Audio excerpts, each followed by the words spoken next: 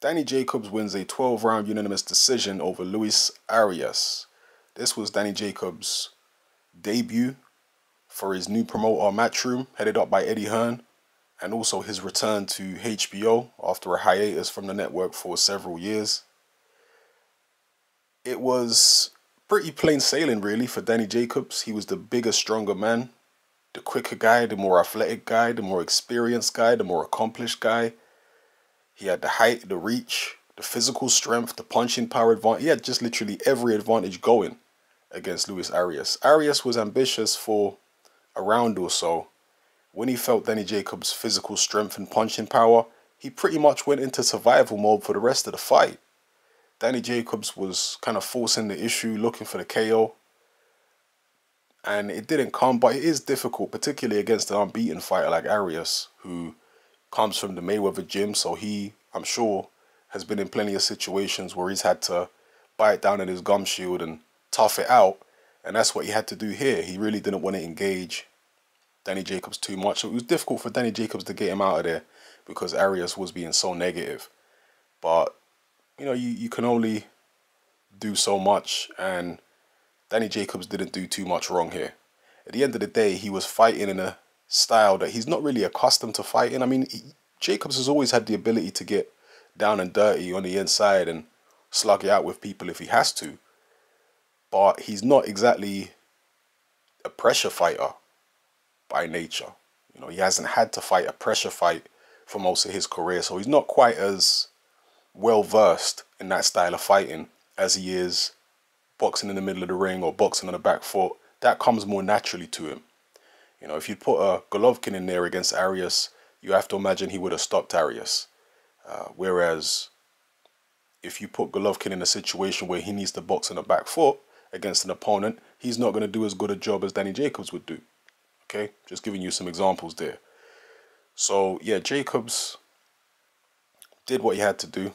Can't really say much more than that. It was a fairly uneventful fight, to be honest with you. It was just Jacobs pushing forward and bullying Arias, being the bigger, stronger, faster, more dynamic fighter. And as I say, Arias in survival mode. So I think it was a good stay busy fight for Danny Jacobs against an unbeaten opponent. It wasn't a journeyman or anything like that. So I think the plan that Eddie Hearn has for him is for him to fight a couple more times and then go into a fight against a Gennady Golovkin or a Canelo or even a Jamal Charlo, because Charlo's been calling out Danny Jacobs. That's Eddie Hearn's plan for him. I think that's a decent plan. Hearn believes that a lot of American fighters, including Jacobs, are too inactive. So his plan is to keep him active to try and build his brand so that by the time he gets to fight one of these big names in the division, it's not a case of him begging for the fight. It's a case of it being a natural fight to make, if you get what I'm saying. At the moment, it feels like he's chasing those fights, whereas if they build his brand up a bit more, he won't need to chase them as much. The public will demand the fights. But in order for that to be the case, he's going to have to fight some pretty well-known names in his next one or two fights. If he can get a fight with the winner of Saunders-Lemieux, that would be a good route to go, although Eddie Hearn says he's not necessarily looking to go that route. You know, he hasn't dismissed it, but he's saying we don't necessarily need to go that route, you know. Who else would they fight then in the top 10 in the middleweight division if he's hoping to entice Golovkin or Canelo? You let me know what you think in the comment section below. Who would be a good fight for Danny Jacobs? Maybe he does go and fight Jamal Charlo. I think that's a very dangerous fight. And is there much reward for that fight? I know the Charlos have got a certain amount of buzz around them, but would him beating... I guess it depends on how good the fight was. If he beat Jamal Charlo in a spectacular fight, you know, fight of the year type candidate, and he ended it with maybe a KO victory or something like that, maybe that would make people demand that Golovkin or Canelo fight him, possibly. But I don't know. You let me know what you guys think in the comment section below. How did you rate Danny Jacobs' performance? Do you think he could have done anything better? Where do you think he should go from here? Who do you think he should fight next? How do you think he would do against Canelo or against Gennady Golovkin in a rematch?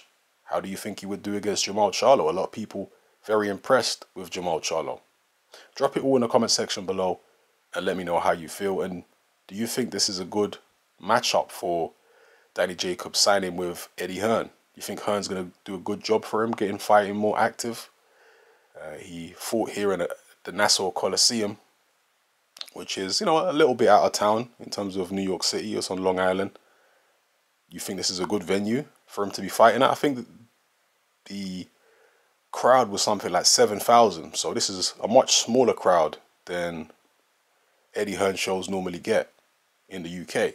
So he's obviously got a lot of work to do over there in New York City, or in New York State in this case, if he's hoping to try and emulate the success he had in the UK over in the US, starting off in New York. He's got a lot of work to do. You're going to need to be packing out 20,000 capacity at these arenas if you really want to make some waves in the boxing world. So let's see how Eddie Hearn does. And yeah, let me know how you feel about everything I've talked about in this video in regards to Danny Jacobs. All right, it's happening. I'm out.